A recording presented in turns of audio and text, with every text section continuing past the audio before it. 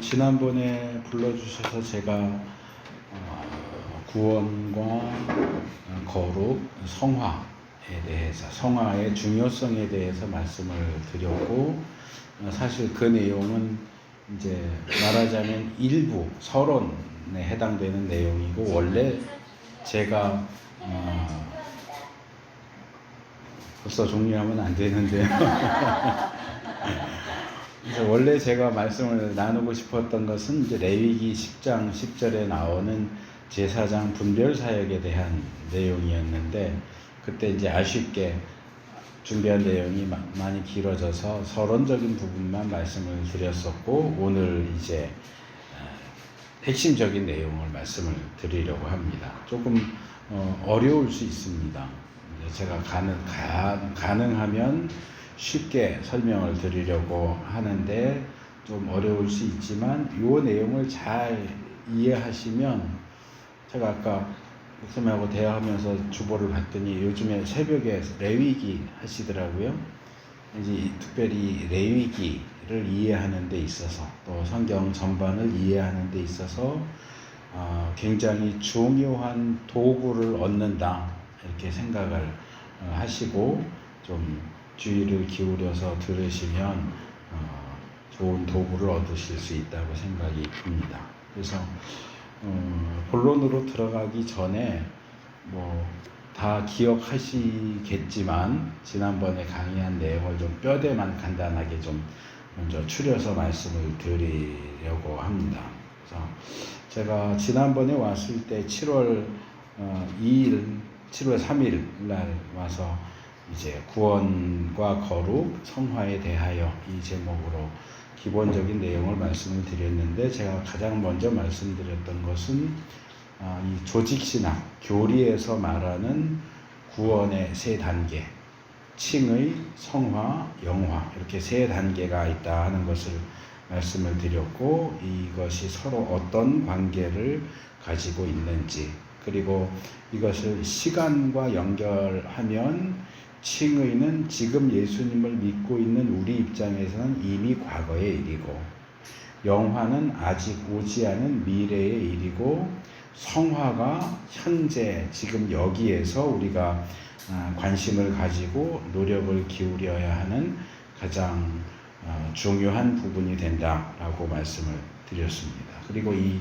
성화와 관련해서 구약의 특별히 모세오경, 그리고 여호수아, 사사기, 요 이야기의 흐름과 비교할 때 전체 성경에 있어서 구약이 중요하고, 구약에 있어서 특별히 모세오경이 가장 기본이 되는 책이라는 거 말씀을 드렸고, 모세오경 전체적인 내용을 다시 보면 창세기와 신명기는 부록 같은 책이고, 출애굽기에서 민수기, 출애굽기, 레위기, 민수기가 말하자면 본편이고, 이 세 권의 내용도 다시 시간적인 측면하고 연결시켜 보면 1년 동안 머물렀던 시내산에 머물렀던 1년간의 시내산 체류 기간이 이 세 권 내용 중에서 가장 핵심적인 내용이고, 그 1년 기간 중에서 가장 중요한 부분은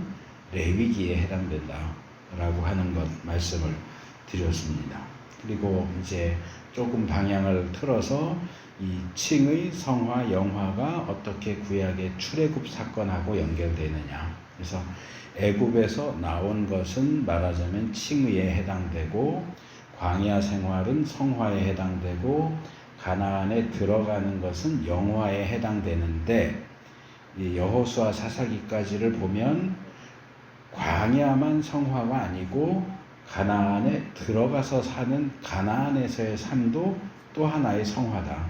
그래서 광야에서 보는 가나안은 분명히 영화를 의미하지만, 가나안 땅에 들어가서 보는 가나안은 또 다른 성화라고 말해야 된다. 그 가나안은 천상의 성, 하나님이 지으시는 천상의 성의 그림자로서, 굳이 말하자면 광야 생활은 이 세상 속에서의 성화 과정을 가리키고, 가나안에서의 과정은 교회 안에서의 성화 이 정도로 정리할 수 있지 않겠느냐 하는 말씀을 드렸고, 이제 마지막으로 다시 모세오경으로 와서 모세오경의 핵심이라고 할 수 있는 이 레위기는 결국 앞으로 다가올 광야에서의 성화와 가나안 땅에서의 성화를 위해서 이스라엘 백성들을 준비시키고 훈련시키는 성화의 책이다.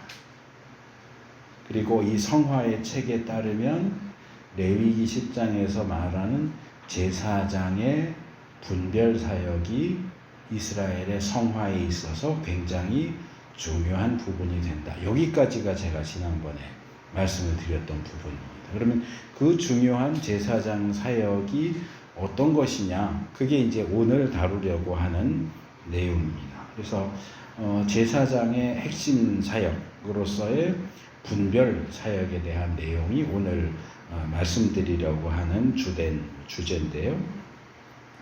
레위기 10장 10절을 한번 같이 읽어볼까요? 레위기 10장 10절.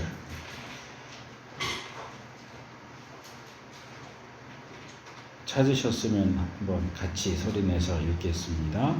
그리하여야 너희가 거룩하고 속된 것을 분별하며 부정하고 정한 것을 분별하고. 하나님께서 아론에게 말씀하신 내용입니다. 이 모세오경에 보면 하나님이 주로 모세에게 말씀하시거나 모세와 아론에게 말씀하십니다. 하나님이 아론에게만 말씀하시는 경우는 거의 찾아보기가 힘들어요. 민수기에 한 곳 정도 나오고 레위기에 한 곳 나오는데 그게 바로 이 구절입니다. 레위기 10장에서 하나님이 아론에게 직접적으로 말씀하시는 내용 중에 너희가 하나님을 섬기기 위해서 성막에 들어갈 때 술 마시면 안 된다. 술 취한 상태로 성막에 들어가면 안 된다. 이게 이제 9절에 나오는 거고, 거기에 의해서 10절에 왜 술 취하면 안 되느냐? 술 취하지 않아야 그리하여야 너희가 거룩한 것과 속된 것 그리고 부정한 것과 정한 것을 분별할 수 있기 때문이다. 너희가 이것들을 분별하기 위해서는 술 취한 상태면 안 되고 정신을 똑바로 차린 상태여야 한다. 정신을 똑바로 차리고 분별하는 일을 해라 라고 말씀을 하십니다. 그러면 하나님께서 제사장에게 요구하시는 이 분별해라. 분별이라는 게 도대체 뭐냐? 이 제사장이 이 4개의 범주가 나왔어요. 이것도 이제 뒤에서 설명을 하겠지만 거룩한 것과 속된 것, 부정한 것과 정한 것. 요 4가지 범주를 분별을 해야 되는데 제사장이 하는 이 분별이라고 하는 것은 이 원류를 거슬러 올라가면 창세기 1장까지 올라갑니다. 하나님이 태초에 세상을 만드시는데 하나님의 창조의 그 과정은 크게 2가지로 나눠집니다. 그게 창세기 1장 2절하고 관련이 되어 있습니다. 태초에 하나님이 천지를 창조하셨고 그게 1장 1절이고 2절에 가면 뭐라고 되어 있어요? 땅이 혼돈하고 공허하고 흑암이 깊은 위에 있었다라고 얘기하죠. 여기 나오는 혼돈하고 공허가 창세기 1장에 나오는 6일 동안의 창조의 방향을 지정해 줍니다. 혼돈이라고 하는 건 뭐냐면 뒤죽박죽이라는 얘기예요. 모든 것이 다 뒤섞여 있어서 뒤죽박죽인 상태. 공허하다는 것은 텅 비어 있다. 그러니까 뒤죽박죽이고 텅 비어 있는 상태에서 하나님의 창조가 뒤죽박죽 되어 있는 것을 나눠야. 그래서 뒤에 보시면 계속 하나님이 나누셨다는 얘기가 나와요. 빛이 있으라 해서 빛과 어둠을 나누고, 궁창을 만들어서 궁창 위의 물과 궁창 아래의 물을 나누고, 그리고 물을 한 곳에 모이게 해서 물과 뭇을 나누고, 이런 식으로 계속 나누셔요. 그러니까 이 나누시는 사역은 혼돈을 해결하시는 사역이에요. 뒤죽박죽 섞여 있는 것을 나누어서 따로따로 나누는, 그게 이제 첫 번째 사역이고, 그 다음에는 공허를 채우는, 텅 비어있는 것을 채우는 쪽으로. 그래서 텅 비어있는 하늘에는 해, 달, 별을 만드시고, 땅에는 짐승을 만드시고, 공중에는 새를 만드시고, 물에는 물고기를 만드시고. 그래서 비어있는 공간을 무언가 만들어서 채우시는, 그게 이제 창세기 1장이 말하는 창조의 방향성이에요. 근데 이제 그 중에서 중요한 첫 번째 과정이 나눈다. 이 나눈다가 제사장이 분별한다 하고 같은 거예요. 그래서 우리가 한글 성경으로 보면 나누시고 이렇게 돼 있고, 여기 레위기에 오면은 분별하라 그러니까 전혀 다른 단어란 말이에요. 전혀 다른 단어이기 때문에 이거하고 그거하고 무슨 관계가 있을까 짐작을 하기가 힘들지만, 히브리어 원어 성경을 보면 하나님의 나누시고 하고 제사장의 분별하고가 같은 단어예요. 히브리어로 바달이라고 하는 단어가 하나님이 나누시고도 하나님이 바달하시고 이렇게 되어 있고, 제사장이 분별한다도 제사장이 바달한다고 해서 똑같은 단어가 사용이 되고 있어요. 그러니까 같은 행동이란 말이에요. 제사장이 분별하는 행동은 하나님이 나누시는 행동하고 같아요. 그러니까 제사장은 거룩한 것과 속된 것을 나눠야 돼요. 나누려면 뭐가 거룩하고 뭐가 속된 건지를 알아야 되잖아요. 그러니까 이건 거룩한 것, 이거는 속된 것 해서 이걸 나누는 게 분별하는 거예요. 이건 정결한 것, 이것은 부정한 것, 그것을 보고 나누고 분리시키고 하는 게 제사장의 분별 사역. 그러니까 제사장의 분별 사역은 하나님의 창조 사역을 모방하는 것과 같다, 이렇게 이해를 하시면 돼요.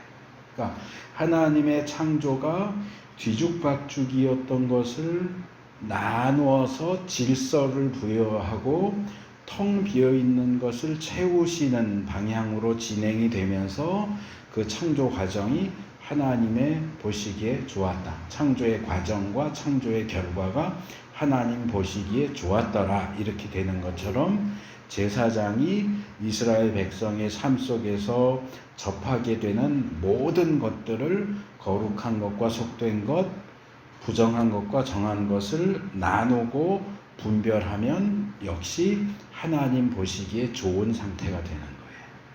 그러니까 제사장의 분별 사역은 말하자면 하나님의 백성으로 하여금 하나님의 창조 질서에 따르도록 준비 작업을 시켜주는 거나 마찬가지다.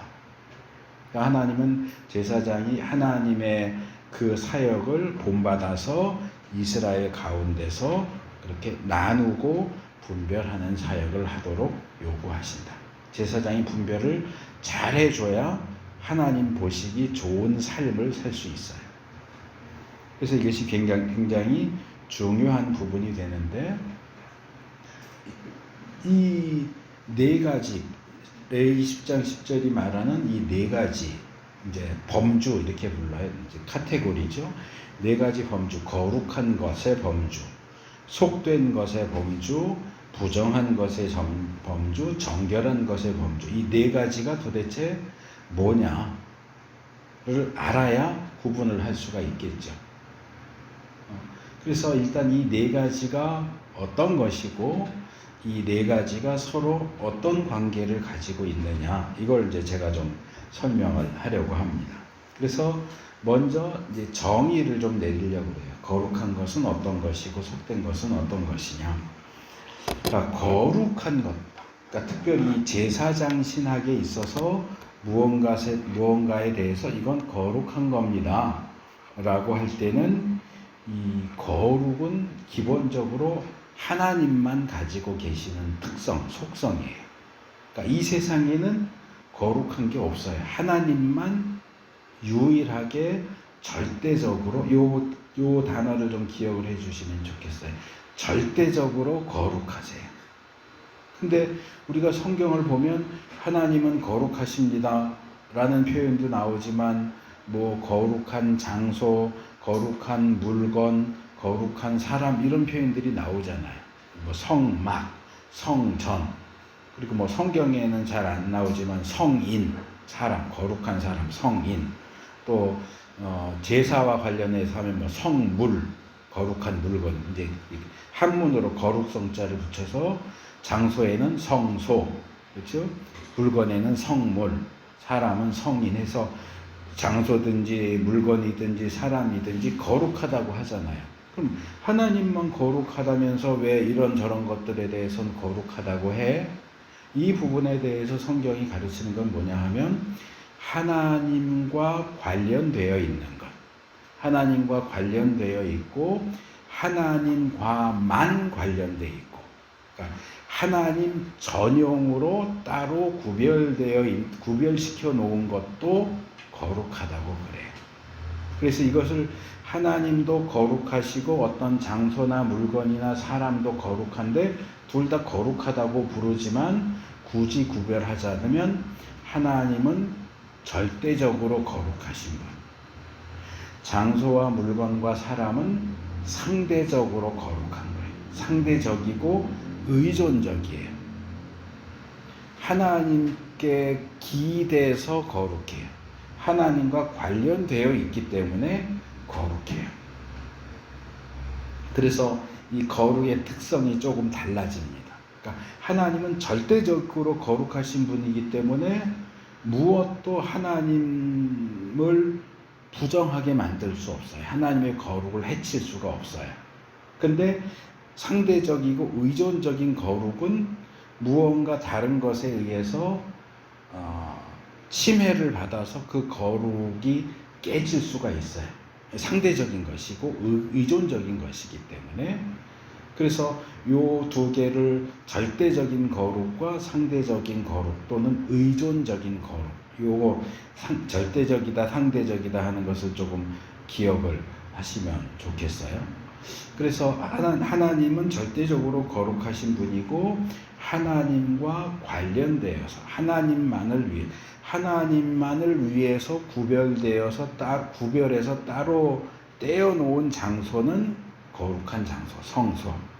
하나님만을 위해서 사용되도록 따로 떼어서 구별시켜 놓은 물건은 성물.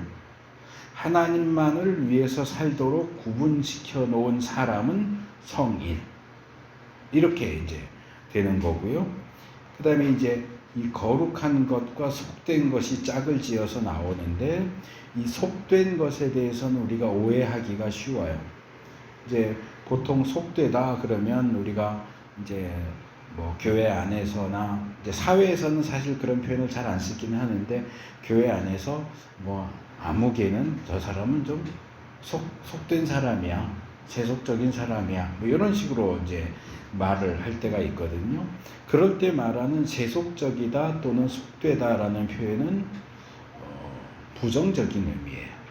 그러니까 뭐 저속하다거나 어떤 세상만, 하나님은 뒤쳐놓고 세상만 쫓아다니는 사람, 그러니까 속물적인 그런 의미로 이제 속되다라는 표현을 쓰는데, 성경이 말하는 제사장 신학에서 말하는 속되다는 것은 그런 의미가 아니에요.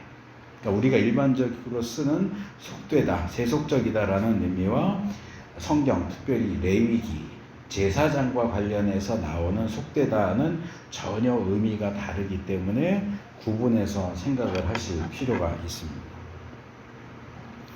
성경이 말하는 속되다는 뭐냐? 거룩한 것과 반대되는 건 다 속된 거예요. 그러니까 이 속되다는 세속적이다가 아니고 그냥 평범하고 일반적인 거예요. 그러니까 물건이 있는데 하나님만 쓰시도록 구별돼서 놓은 거는 거룩한 물건이고, 그렇지 않은 모든 물건들은 속된 거예요. 그러니까 이 속되다를 부정적으로 생각하시면 안 되고, 거룩하지 않은, 거룩한 것을 제외한 나머지는 다 속된 거예요. 일반적이고 평범한 거. 우리가 생활 속에서 접하게 되는 모든 것들은 속된 거예요. 그러니까 이게 나쁜 의미가 아니에요. 그냥 일반적인 거예요. 중립적이에요. 그래서 속된 것은 거룩한 것과 비교되는 다른 의미다. 거룩하지 않고 일반적이고 평범한 것을 속되다라고 부릅니다. 그 다음에 부정한 것. 이거는 뭐 우리가 일반적으로 가지고 있는 생각하고 비슷해요. 그러니까 깨끗하지 않은 것, 좋지 않은 것, 나쁜 것. 그러니까 한마디로 말하면 상태가 정상이 아닌 것. 그건 부정한 겁니다. 그래서 그것을 부정하다라고 이해를 하시면 돼요. 상태가 나쁘고 악한 것, 적극적인 죄, 죽음, 시체 이런 것들, 또 소극적인 더러움, 오염, 생명이 빠져나가는 것, 이런 것들은 전반적으로 부정하다. 그리고 이 부정한 것과 정반대되는 상태, 깨끗한 것, 좋은 것, 이런 것들은 정결하다. 이렇게 설명을 할 수 있습니다. 그럼 이제 거룩한 것, 속된 것, 부정한 것, 정한 것에 대한 정의는 요 정도 이제 말씀을 드릴 수 있고, 그 다음에 이제 문제가 되는 건 뭐냐 하면 이 네 가지 범주 사이의 관계가 어떻게 되느냐. 그러니까 이거를 어쨌든 네 가지를 성경이 얘기를 하고 있단 말이에요. 그러니까 지금 여기 띄워주셨는 A번, 그 앞에 거. 예, 요 A. 레위기 10장 10절에 네 범주. 그러니까 지금 말씀드린 것처럼 거룩한 것, 속된 것, 정한 것, 부정한 것. 이렇게 성경이 네 개를 얘기하니까 이렇게 이제 성경을 연구하는 학자들이 쓴 책들을 보면 거기 이 도표가 일반적으로 나와요.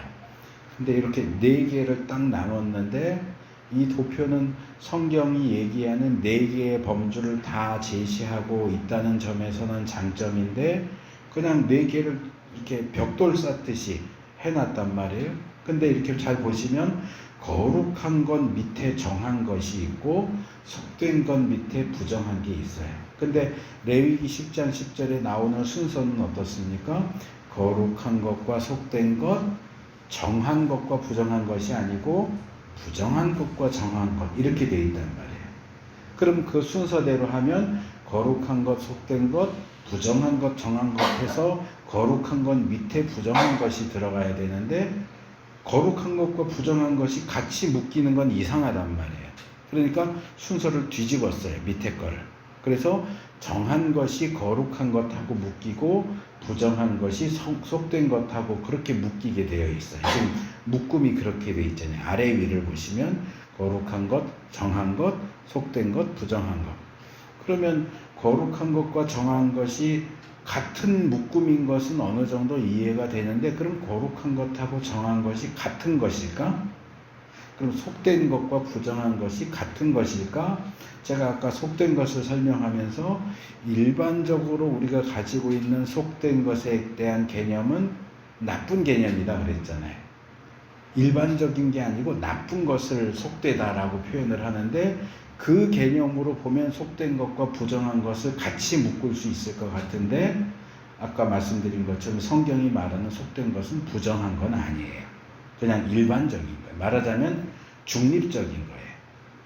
그렇기 때문에 거룩한 것과 정한 것을 같이 묶는 것도 조금 문제가 되고 속된 것과 부정한 것을 같이 묶는 것도 조금 문제가 됩니다. 그러다 보니까 이제 학자들이 연구를 하는 가운데 두 번째 B로 넘어가면은요, 이제 밑에 제목 써놨죠. 웬함이 제시하는 세 범주라고 하는 것인데, 이제 고든 웬함이라고 하는 학자는 이 레위기 연구에 있어서는 우리 기독교 쪽에서는 거의 탑이에요. 그러니까 조금 된 사람이긴 한데 아직까지는 레위기를 얘기할 때는 학문적으로 얘기할 때는 이 사람을 빼놓고 얘기할 수가 없어요. 그러니까 영어권에서는 레위기 하면 이 사람을 반드시 얘기할 수밖에 없는 사람인데 이 사람이 자기 주석에서 이 네 범주를 이렇게 정리를 했는데 여기 보시면 칸이 4개가 아니고 3개예요. 그러니까 4개를 3개로 줄여놨는데 보시면 오른쪽 끝에 왼쪽 끝이죠. 왼쪽 끝에 거룩한 게 있고 오른쪽 끝에 부정한 게 있고 가운데 칸에 속된 것 해놓고 이꼴 정한 것 이렇게 해놨어요. 그러니까 관계를 4개를 따로따로가 아니고 그 중에 2개를 합쳐버린 거죠. 거룩한 것 따로 있고 부정한 것이 따로 있고 그 다음에 이 속된 것하고 정한 것은 똑같다. 그러니까 첫 번째 도표하고 조금 다르죠. 첫 번째 도표는 거룩한 것과 정한 것을 같이 묶었고 속된 것과 부정한 것을 묶었는데 이 두 번째 도표에서는 속된 것하고 정한 것을 묶었어요. 그래서 속된 것은 부정한 것을 제외한 정결한 것을 속된 것이라고 말하는 것으로 보인다. 그러니까 이분의 주장이죠. 그래서 이제 이 주장이 한동안 이제 받아들여졌는데 문제는 성경은 4개를 얘기하고 있는데 이 사람은 3개를 얘기하고 있고 3개를 얘기하다 보니까 속된 것과 정한 것이 똑같다. 그러니까 서로 상호 관계를 갖는 게 아니고 아예 속된 것 이꼴 정한 것이라고 주장을 하는데 과연 그 주장이 옳겠느냐, 옳으냐 하는 문제가 이제 대두되기 시작을 했어요. 이제 그런 과정 속에서 이제 세 번째 도표를 C 도표를 보시면 거기 이제 밀그롬이 제시하는 4범주 이렇게 있는데 이 밀그롬이라는 사람은 유대인 학자예요. 유대인 랍비고 학자인데 야콥 밀그롬이라고 한 이 사람은 전 세계에서 레위기 연구하는 학자 중에 탑이에요. 레위기에 대한 주석을 이렇게 두꺼운 책을 2권하고 그 반 정도 되는 3권짜리 주석을 썼어요. 그러니까 이제 세계 단위로 넘어가서 레위기를 얘기하면 이 사람을 얘기를 안 할 수가 없는 레위기 연구에서는 가장 권위자라고 말할 수 있는 사람인데 이 사람이 자기 주석에서 이 4범주에 대해 관계에 대해서 이 도식을 제시했습니다. 여기 보면 첫 번째하고 비슷한데 조금 달라요. 첫 번째는 그냥 직사각형으로 해서 아래 위만 되어 있는데 이거는 1층하고 2층이 이렇게 어긋나 있어요. 어긋나 있어서 거룩한 것이 절반 정도는 정한 것하고 겹쳐져 있고 속된 것은 절반 정도는 정한 것과 겹쳐져 있고 절반 정도는 부정한 것하고 겹쳐져 있고 양쪽 끝을 보시면 거룩한 것이 무엇하고도 겹쳐져 있지 않는 영역이 따로 있고 부정한 것도 어느 것하고도 겹쳐져 있지 않는 영역이 따로 있죠. 그래서 이것은 이 4범주의 상호 관계에 있어서 뭔가 서로 겹쳐지는 부분이 있는가 하면 겹쳐지지 않는 부분도 있다라고 하는 점을 굉장히 잘 보여주고 있고 그래서 현재의 학계에서는 이 밀그롬의 요 도식이 4범주 간의 상호 관계를 가장 잘 보여주고 있다. 이게 이제 최종 결론은 아니지만 아직까지는 이 도표가 가장 잘 된 설명이다.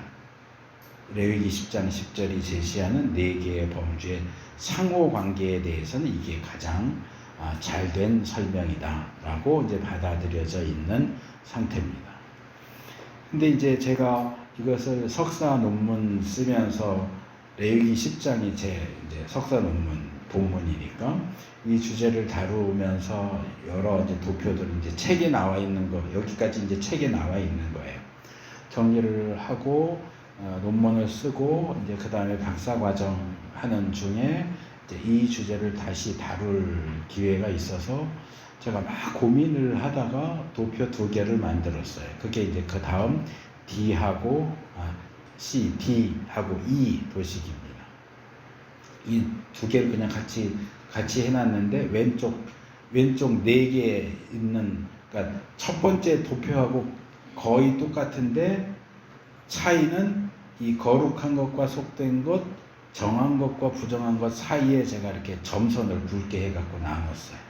그러니까 제 기본적인 아이디어는 뭐냐 하면 여지까지 학자들은 레위기 10장 10절에 나오는 4개의 범주가 서로 어떤 관계를 가지고 있는지를 고민하면서 4개로 해야 되냐 3개로 해야 되냐 이렇게 서로 비껴나는 식으로 해야 되냐를 고민하는데 내 생각에는 어쩌면 거룩한 것과 속된 것하고 부정한 것과 정한 것이 별개의 개념이 아니겠느냐. 네 개가 한 묶음이 아니고 두 개가 따로 별개의 묶음인 거 아닐까.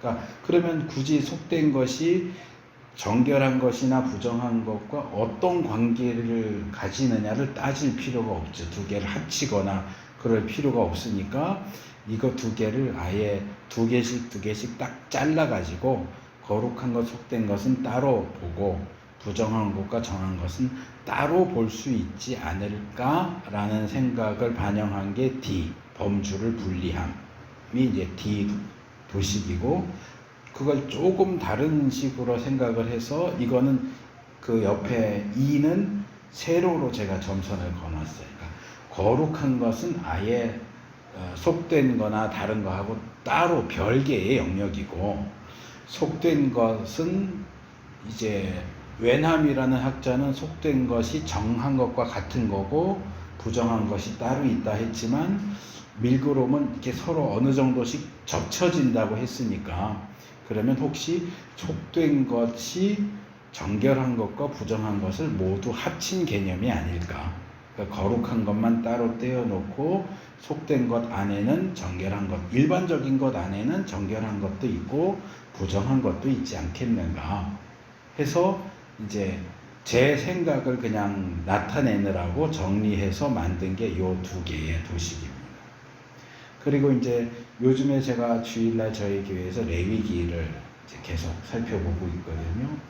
그러다가 이제 레위기 10장을 다루는 그 순서가 와가지고 그러니까 여기서 멈춘 거죠. 제 생각은 이 도식에서 멈췄는데 조금 더 고민을 하기 시작을 했어요. 그래서 요거를 좀 더 발전시킬 수 있지 않을까 해서 올해 제가 새로 만든 게 F 도식입니다. 이건 이제 좀 복잡해져 있는데 E 도식을 발전시킨 거예요. 기본적으로 거룩한 것과 속된 것 해서 잘랐어요. 거룩한 것은 아예 별개의 것 해서 잘랐고요. 부정한 것도 아예 잘라낼 것, 이렇게 오른쪽에 칸을 세 줄로 대놨는데 둘째 줄, 셋째 줄은 부정한 것을 아예 따로 잘랐죠. 거룩한 것처럼 자르고, 속된 것을 어떻게 이해할까를 고민하다가 지금처럼 3층으로 구분을 했습니다. 그래서 이 3층을 구분하게 된 중요한 아이디어가 뭐냐 하면, 성경이 세상이라는 단어를 어떻게 사용하고 있느냐에 대한 아주 기본적인 아이디어예요. 아마 임 목사님도 그 부분을 다뤄주셨을 가능성도 있는데, 성경에 세상이라고 할 때에 이 세상의 의미가 항상 똑같은 게 아니에요. 예를 들어서 이제 보통 설명할 때 성경은 세상이라는 단어를 세 가지 다른 의미로 사용한다, 그렇게 얘기를 합니다. 그러니까 처음 하나님이 세상을 창조하셨을 때 이 세상은 어땠어요? 하나님이 보시기에 좋았어요. 하나님 보시기에 좋은 세상도 있어요. 근데 또 어떤 곳에는, 예를 들면 요한복음 3장 16절 같은 경우는 하나님은 이 세상을 사랑하셨어요. 그렇죠? 하나님이 세상을 이처럼 사랑하사 독생자를 주셨어요. 왜요? 이 세상이 구원을 필요로 하는 세상이거든요. 타락한 세상이거든요. 멸망할 수밖에 없는 세상인데도 하나님이 그 세상을 사랑하셔서 이 세상을 구원하기 위해서 독생자를 주셨어요. 그래서 하나님의 사랑의 대상이기도 하지만 멸망받을 수밖에 없는, 구원을 필요로 하는 세상, 구원을 필요로 하는 세상을 우리가 하나님 보시기에 좋은 세상이다 라고 말할 수는 없어요. 그러니까 창세기 1장이 말하는 하나님이 보시기에 좋았던 그 세상과 구원을 필요로 하는 타락한 세상은 같은 세상이 아니에요. 그런데 성경은 그것을 구분해서 창조된 세상, 하나님이 보시기에 좋았다 하셨던 창조된 세상, 또는 구원이 필요한 타락된 세상, 이렇게 표현 안 하고 그냥 세상 그런단 말이에요. 그리고 또 하나, 요한일서에 보시면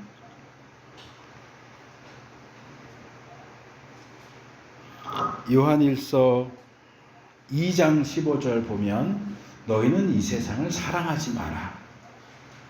이 세상의 것은 하나님의 것과 반대되기 때문에 하나님을 사랑하는 사람이라면 절대로 이 세상을 사랑하면 안 된다 그래. 아니 그러면은 우리 믿는 사람은 세상을 사랑하면 안 되는데 요한복음 3장에 하면 하나님은 세상을 사랑해요.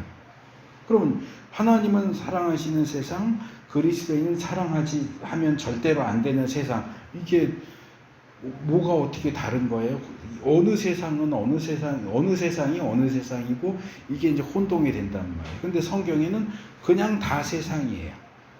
하나님이 창조하신 보시기에 좋았던 세상도 그냥 세상, 구원을 필요로 하는 세상도 하나님이 사랑하신 세상, 그리고 그리스도인들이 절대로 사랑하면 안 되고 닮아서는 안 되는 세상도 그냥 세상 이런단 말이에요.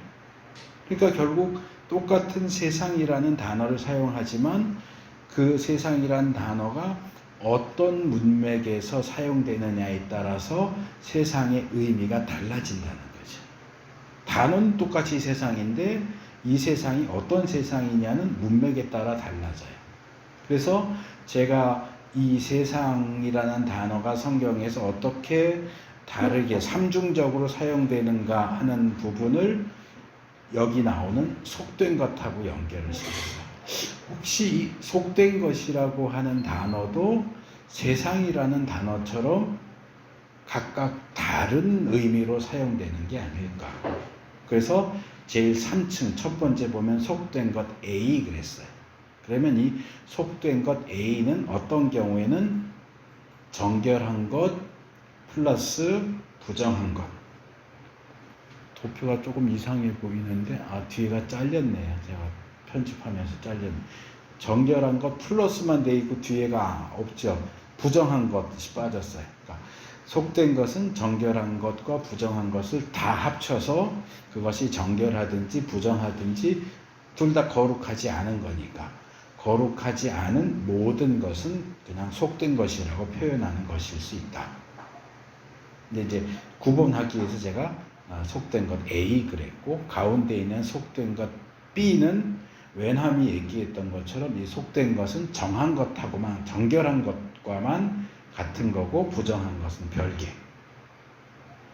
그리고 이제 세 번째는 정결한 것은 좋은 상태잖아요. 거룩하진 않지만 좋은 상태고 부정한 것은 나쁜 상태인데 속된 것은 정결하지도 않고 부정하지도 않은 중립적인 상태를 가리키는 것일 수도 있겠다. 그러니까 속된 것은 일반적인 거니까 일반적인 것이 좀 더 좋아지면 정결한 것이 되는 거고 일반적인 것이 나빠지면 부정한 것이 되는 거고. 그러니까 이 속된 것이 모든 걸 다 포함하는 속된 것 A라는 뜻으로 사용될 수도 있고 정결한 것만 포함하는 속된 것 B라는 의미일 수도 있고 정결한 것도 아니고 부정한 것도 아니고 그 중간에 중립적인 상태를 가리키는 속된 것 C일 수도 있다. 그러니까 이렇게 하면 막 더 복잡해지고 더 헷갈리는 것 같은데 현재까지는 저는 이 속된 것이 이런 삼중적인 의미로 문맥에 따라서 조금씩 다르게 사용되는 것 같다라고 결론을 내렸습니다. 그래서 일단은 여기까지 정리를 하면 네 개의 범주를 우리가 분별해야 하는 영역이 네 개가 있는데 네 개 중에 거룩한 것은 하나님과 또 하나님과 관련된 별개의 영역이에요. 이건 우리가 이제 추구해야 되는 영역이 이제 거룩이 따로 있고, 그 다음에 거룩과 정반대되는 곳에 있는 게 부정한 거예요. 이건 나쁘고 악한 거예요.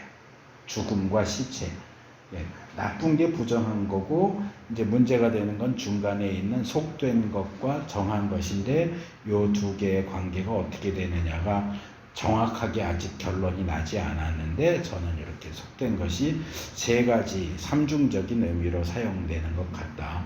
그러니까 속된 것은 정결한 것, 부정한 것을 합쳐서 얘기하는 걸 수도 있고, 정결한 것만을 얘기하는 것일 수도 있고, 정결하지도 부정하지도 않은 중립적인 별개의 상태를 얘기하는 것일 수도 있다. 그러니까 우리의 일반적인 상태는 속된 상태이거나 정결한 상태이거나 아니면 우리가 뭐 범죄하고 그럴 때는 부정한 상태.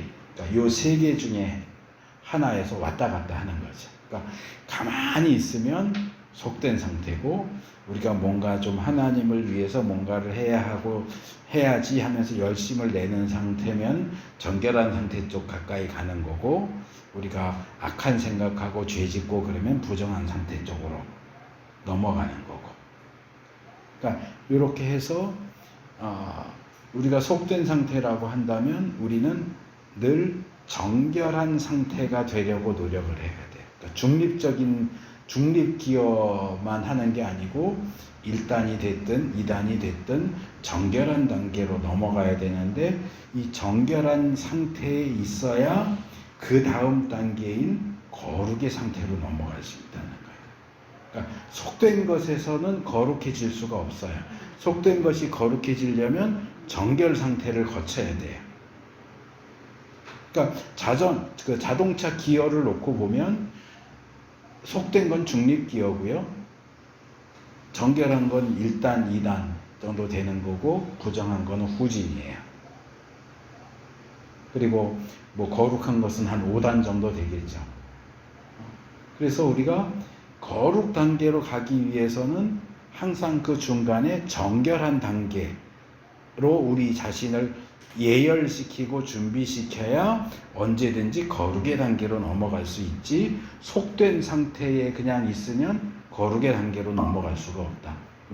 하나님은 우리가 거룩하게 살기를 원하시는데, 거룩하게 살려면 예비적으로 정결한 상태로 늘 준비되어 있어야 된다. 그래서 정결한 상태로 우리 자신을 늘 추스리고 준비해야 거룩의 상태로 넘어갈 수 있는데, 속된 상태에 그냥 있는 경우는 사실 쉽지가 않고, 대부분 이 세상 속에 살다 보면 부정결의 영향을 더 많이 받아요. 그러니까 지난번 강의할 때도 제가 끝에 그 말씀을 잠깐 드렸는데, 제가 조금 전에도 이 중립을 얘기하면서 우리가 가만히 있는 상태가 중립이라고 말씀을 드렸는데, 더 엄격하게 말하면 우리가 가만히 있는 상태는 중립 상태가 아니고 부정의 상태일 경우가 많아요. 왜냐하면 우리의 기본적인 속성이 예수님을 믿었다고 해도 우리가 여전히 죄성을 가지고 있기 때문에, 우리는 사람을 가만히 놔두면요 죄 짓게 돼 있어요. 사람을 가만히 놔두면 선행을 하게 돼 있는 게 아니고 악행을 하게 돼 있어요. 자, 예를 들어서요, 여러분들 어린 자녀를 키운다고 해봐요. 그 아이들한테 거짓말하는 법 가르치십니까? 싸우는 방법 가르치십니까? 남 때리는 거 가르치십니까? 가만히 놔둬도 아이들은 거짓말하고 싸워요. 착한 일 하는 거예요. 가만히 놔두면 착한 일 합니까? 착한 일 하게 하려면 가르쳐야 되고 훈련시켜야 돼요. 자, 우리 가운데 누구도 이거 내가 일주일 동안 정말 열심히 노력하고 훈련했더니 드디어 거짓말을 할 수 있게 됐어, 이런 사람 있습니까? 아니요. 거짓말하는 건 훈련 안 해도 돼요. 학원 가서 배우지 않아도 그냥 자연스럽게 거짓말을 하게 돼요. 그러니까 부정결 쪽으로는 가만히 놔두면 이게 마치 뭐라 그럴까, 이 테이블이 지금 수평으로 되어 있는데 한쪽을 끌어올려서 살짝 기울게 해놓은 것처럼 가만히 놔두면 내려가게 돼 있어요. 자, 오르막길인데 자전거를 타고 올라간다고 생각을 해보세요. 자, 자전거를 타고 오르막길로 올라가려면 페달을 열심히 밟아야 됩니다. 평지에서는 페달을 안 밟고 그냥 앉아있으면 제자리예요.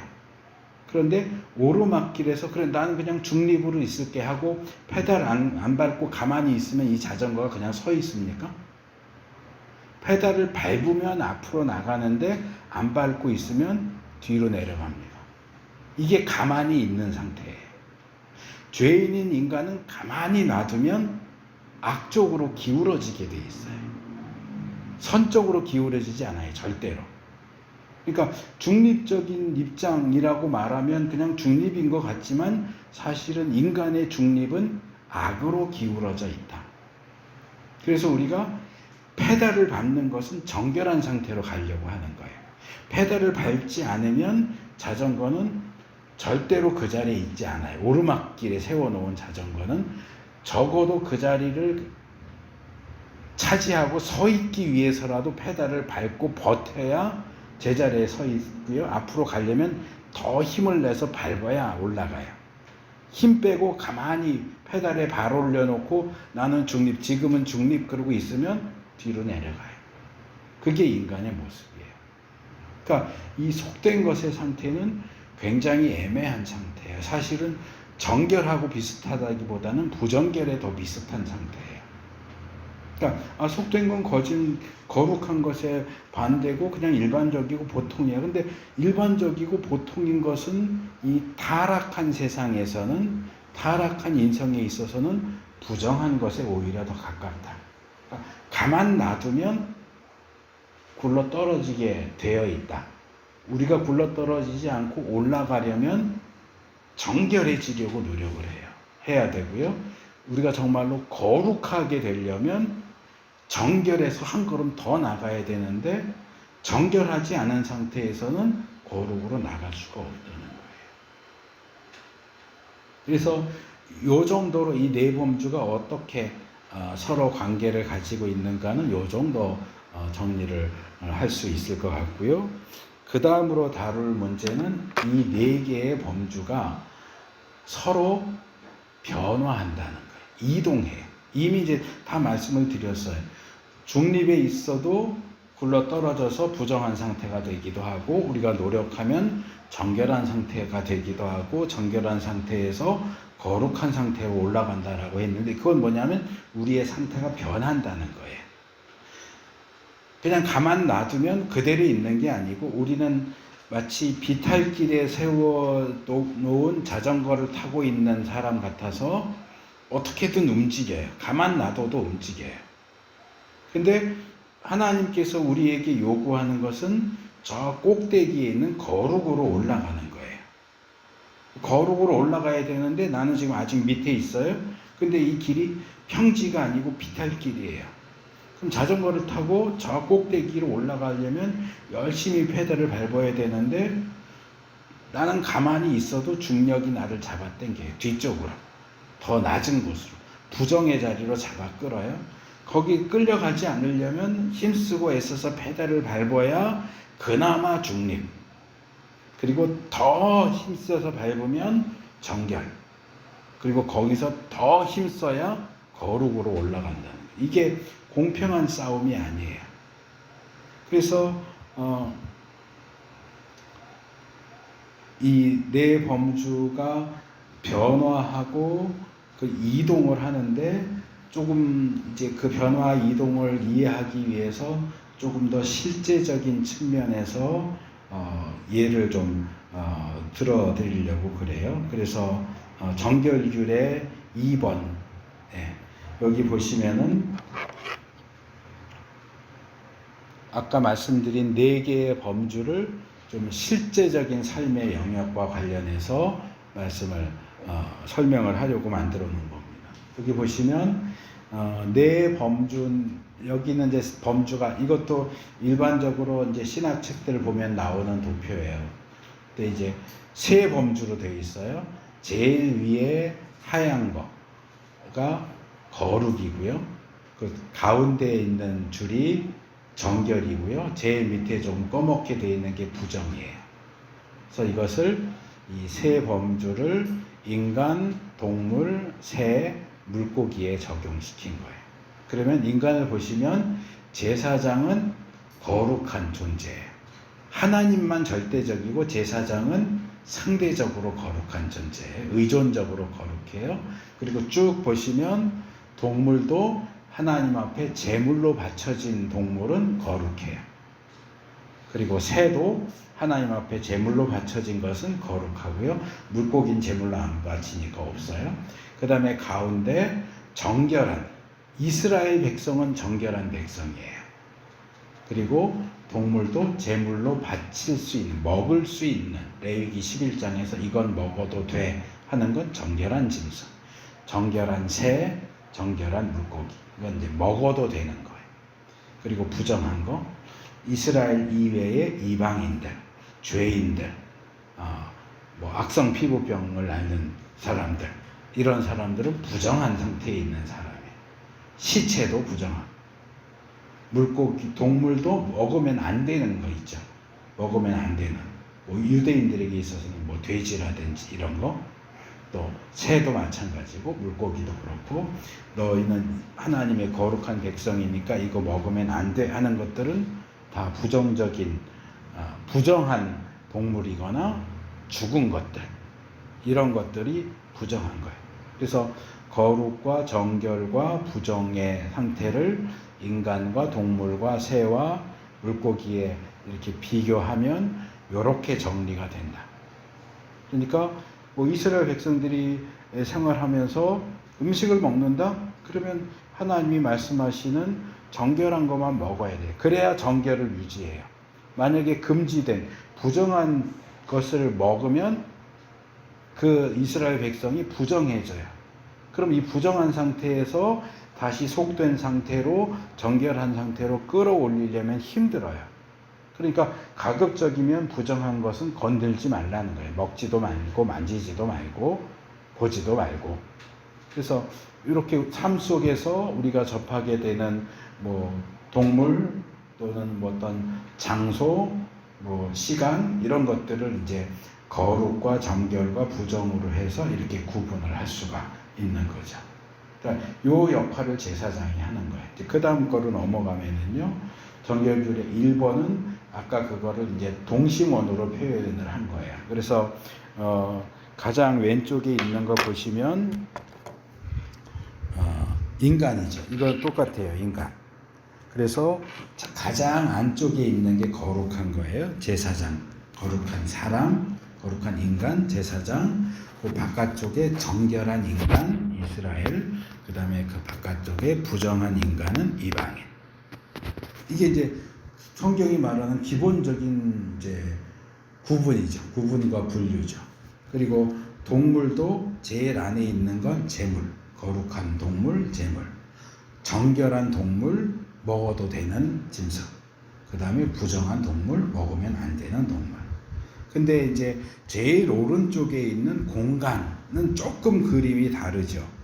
그 앞에 있는 두 개는 세 단계로 거룩, 정결, 부정 이렇게만 돼 있는데, 이 공간은 보시면 제일 안쪽에 네모 박스로 돼 있어서 언약궤가 있고, 그 바깥에 성막이 있고, 그 바깥에 성막 바깥 이렇게 돼 있는데, 요거는 제가 만든 게 아니고 그 신학 책들 보면 기본적으로 나오는 건데, 이게 의도적으로 이렇게 만든 것 같지는 않고 실수인 것 같아요.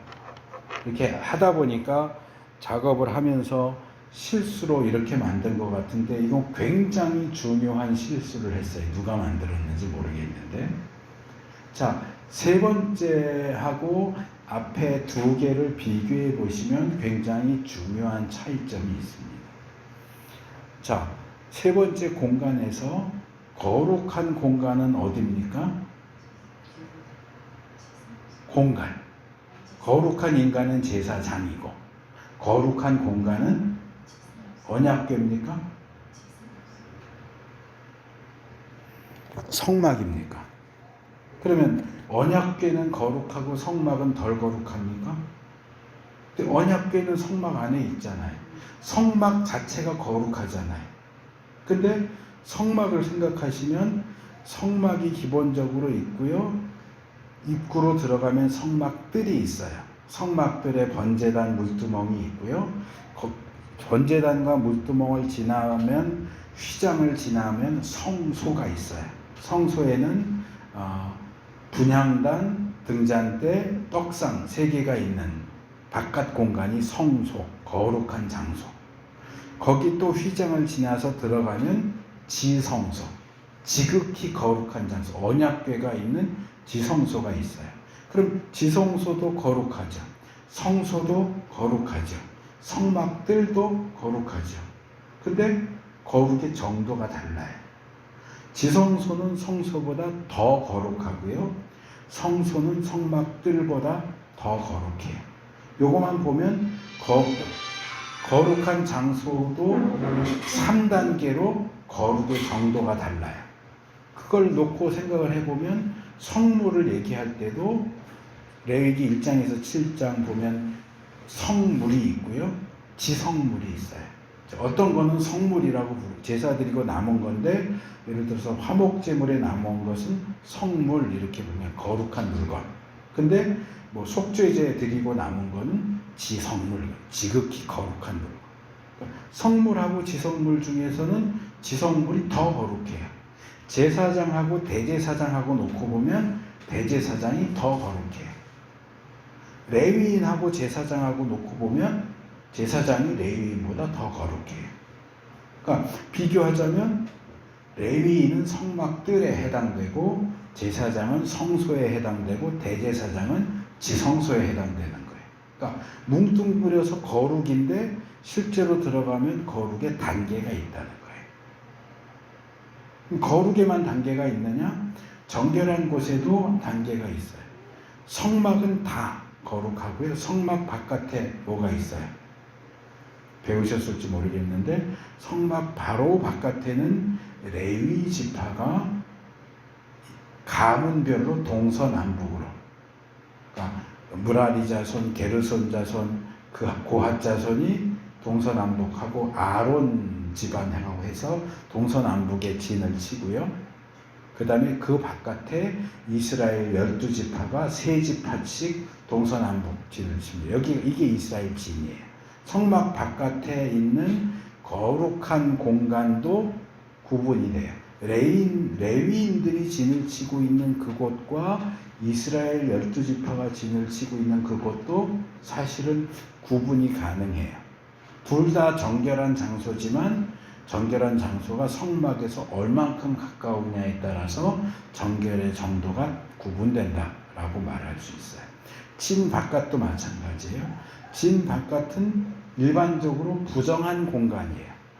부정한 공간인데 그 부정한 공간이 다 똑같으냐? 질병에 걸려서 추방돼서 이스라엘 진 바깥에 사는 그런 사람들이 있어요. 악성 피부병 환자들. 이제 아마 개역 개정에는 나병 이렇게 돼 있을 거예요. 나병 환자들이 사는 곳은 질병을 앓지 않은 이스라엘 백성들이 사는 정결한 곳에 비할 때 거기는 부정한 곳이에요. 그러면 악성 피부병 환자들이 사는 그 장소와 무덤이 있는 장소는 어느 곳이 더 부정할까요? 부정은 죽음에 가까울수록 더 부정해요. 그럼 무덤이 더 부정해요. 그러면 무덤하고 이방인들이 사는 장소하고 어느 게 더 부정할까요? 무덤이 더 부정하다고 봐요. 그래서 거룩도 등급이 구체적으로 들어가면 그냥 묶으면 거룩한 것, 속된 것, 정결한 것, 부정한 것 이러지만 더 속으로 들어가면 거룩에도 등급이 있고 정결에도 등급이 있고 부정에도 등급이 있다. 그래서 부정한 상태도 죽음에 가까울수록 더 부정해요. 그리고 좀 덜 부정한 경우도 있어요. 예를 들어서 부정한 짐승을 만졌다. 부정한 짐승을 만졌다. 또는 정결한 짐승이나 부정한 짐승이 시체와 접촉했다. 이게 레위기 11장에 나오는 건데 그러면 그것을 만진 사람이 부정해져요. 근데 부정해진 상태에서 뭘 하느냐 하면 세탁, 옷 벗어서 빨래하고 목욕하고 저녁 때까지 부정하다. 그래요. 그러면 그 부정한 상태는 세탁과 목욕 그리고 그날 저녁까지 부정한 상태고 그 다음날 되면 다시 정결한 상태로 돌아와요. 또는 속된 상태로 돌아와요. 그런데 12장, 레위기 12장에 가면 여성이 출산을 하면 남자아이를 낳았을 때는 7일 동안 부정하고요. 여자아이를 낳을 때는 27, 24, 14일을 부정하고요. 거기에 더해서 남자아이를 낳았을 경우엔 7일에 더하기 33일 해갖고 40일 동안 부정해요. 여자아이를 낳았을 때는 14일 더하기 66일 해갖고 80일 동안 부정해요. 이 경우는 목욕하고 세탁하고 저녁까지 부정하다가 아니고 40일 내지는 80일 동안 부정하고 그 기간이 끝나면 목욕하고 세탁하고 그 다음에 속죄 제사를 드려야 돼. 그러니까 이 경우는 좀 더 심한 부정이에요. 그러니까 가벼운 부정은 그러니까 뭐 이런 거죠. 가벼운 감기 걸렸으면 그냥 감기약 먹고 쉬면 낫는데 막 심한 뭐 암이 걸렸다 이러면 수술 받아야 되잖아요. 그러니까 부정도 마찬가지. 가벼운 부정 상태는 세탁, 목욕, 저녁까지 부정함. 그러면 그거만 지키면 그 다음날 되면 다시 회복이 되는데 심한 부정은 목욕, 세탁, 저녁까지 부정으로 끝나는 게 아니고 거기에 다른 의식을 행하거나 악성 피부병 환자가 질병에 걸리면 이스라엘 진에서 쫓겨나요. 진 바깥으로 부정한 대로 쫓겨나는데 거기서 살다가 병이 나으면 다시 이스라엘 진으로 들어올 수 있는데 최소한 8일 정도에 걸려서 뭐 새 잡아서 죽이고 피 뿌리고 몸에 전신에 털 다 깎고 목욕하고 세탁하고 7일 있다가 8일째 되는 날 뭐 속건제 드리고 속죄제 드리고 번제 드리고 뭐 이런 굉장히 복잡한 의식을 8일 동안 거쳐야 이스라엘 진 안으로 들어올 수 있어요. 이건 심각한 부정이기 때문에 다시 정결한 상태로 돌아오려면 굉장히 복잡한 의식을 거쳐야 되는 거예요. 그러니까 그 사람의 부정한 상태가 가벼운 상태냐 심각한 상태냐에 따라서 처리하는 방법이 다 달라져요. 그러니까 이건 뭐냐? 부정에도 급이 다르다. 거룩도 등급이 다르고 부정도 등급이 다르고 정결도 어떻게 보면 등급이 다를 수 있다. 그래서 이 등급이 서로 다르다라고 하는 것을 보여주는 그 다음 도표를 보시면 거기 제가 이것도 제가 만든 게 아니고 책에 보면 나오는 건데 거룩함에서 부정함까지의 스펙트럼.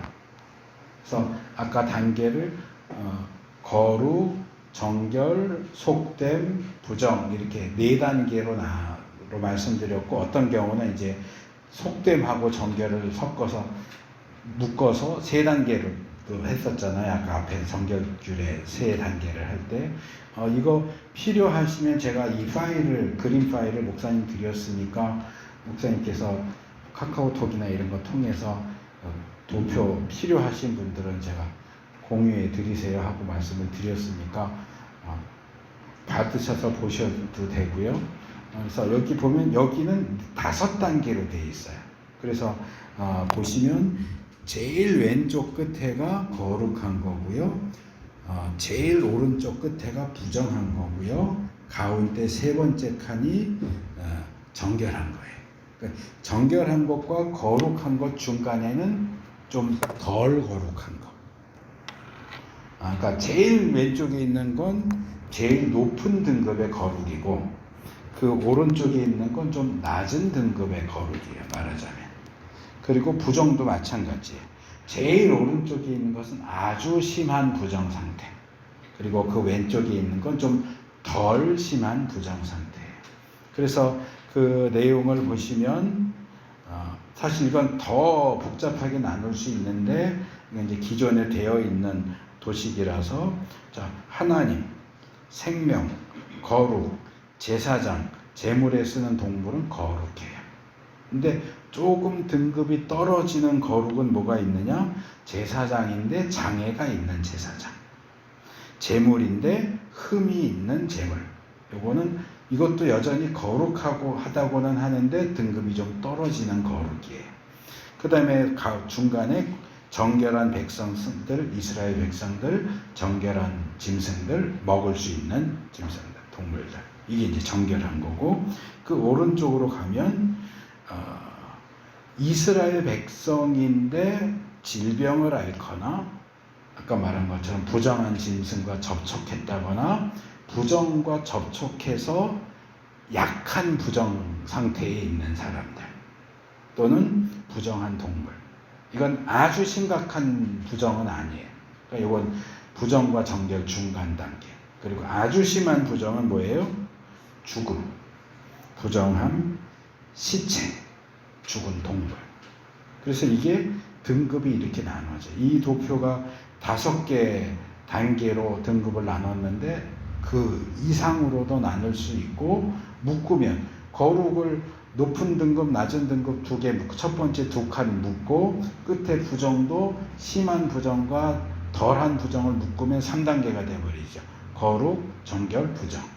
이걸 조금 더 세분화하면 지금 5단계로 나눈 거고, 더 나누면 7단계로 나눌 수도 있고요. 그 이상도 나눌 수 있는데, 어쨌든 이 범주는 4개지만 실제적으로 들어가 보면 거룩도 등급이 나눠지고 부정도 등급이 나눠지고, 이게 얼만큼 심하고 강하냐, 좀 덜하고 약하냐, 이런 차이에 따라서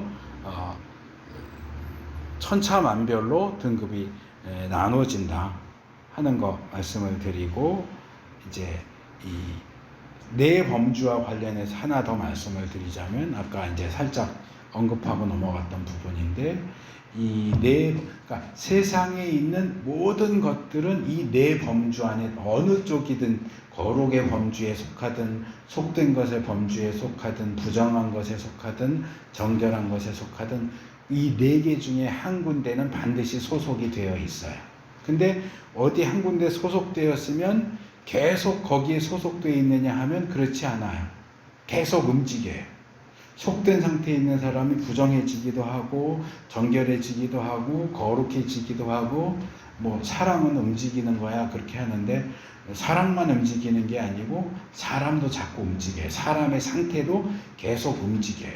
그래서 예수 믿는 우리 또는 구약의 이스라엘은 기본적으로 정결하거나 속된 상태라고 말할 수 있는데, 그냥 정결 상태에 소속되어 있으면 계속 정결한 상태냐?